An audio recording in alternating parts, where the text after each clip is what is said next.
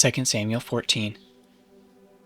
Now Joab the son of Zeruiah knew that the king's heart went out to Absalom.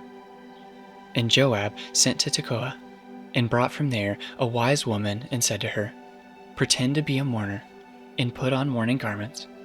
Do not anoint yourself with oil, but behave like a woman who has been mourning for many days for the dead. Go to the king and speak thus to him. So Joab put the words in her mouth. When the woman of Tekoa came to the king, she fell on her face to the ground and paid homage and said, Save me, O king. And the king said to her, What is your trouble? She said, Alas, I am a widow. My husband is dead.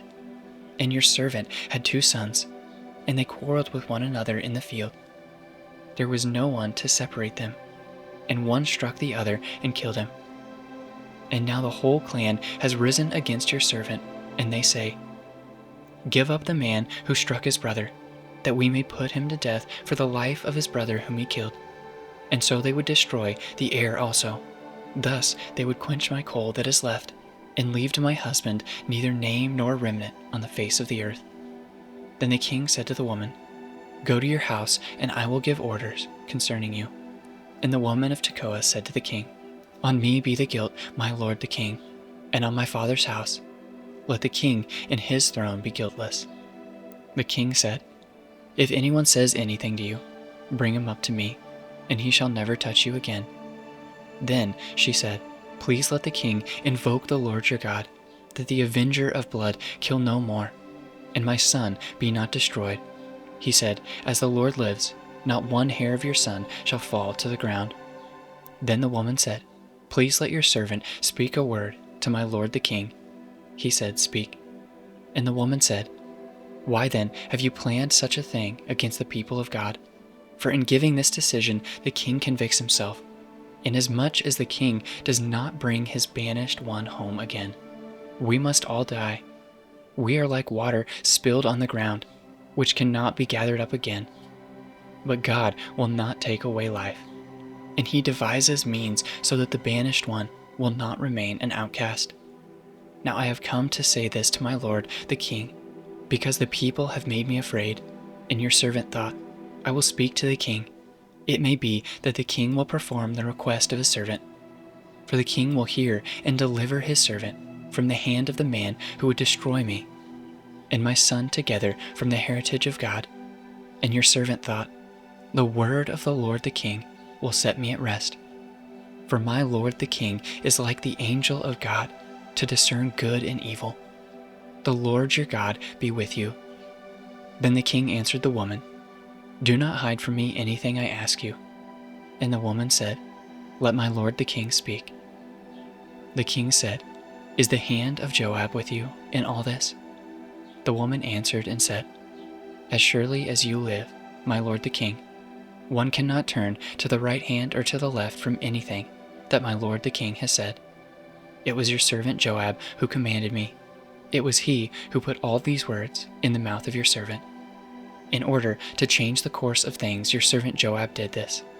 But my lord has wisdom like the wisdom of the angel of God, to know all things that are on the earth. The king said to Joab, Behold now, I grant this. Go, bring back the young man Absalom. And Joab fell on his face to the ground, and paid homage and blessed the king. And Joab said, Today your servant knows that I have found favor in your sight, my lord the king, and that the king has granted the request of his servant. So Joab arose and went to Geshur, and brought Absalom to Jerusalem. And the king said, Let him dwell apart in his own house. He is not to come into my presence. So Absalom lived apart in his own house, and did not come into the king's presence. Now in all Israel there was no one so much to be praised for his handsome appearance as Absalom. From the sole of his foot to the crown of his head, there was no blemish in him. And when he cut the hair of his head, for at the end of every year he used to cut it, when it was heavy on him, he cut it. He weighed the hair of his head, 200 shekels by the king's weight. There were born to Absalom 3 sons and 1 daughter, whose name was Tamar. She was a beautiful woman.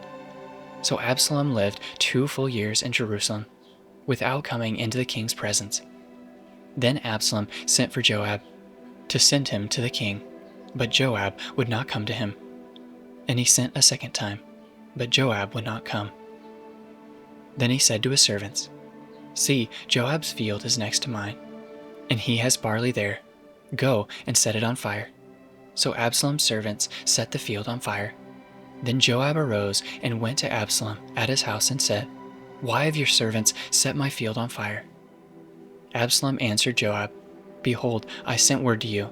Come here, that I may send you to the king to ask, why have I come from Geshur? It would be better for me to be there still. Now therefore let me go into the presence of the king, and if there is guilt in me, let him put me to death." Then Joab went to the king and told him, and he summoned Absalom.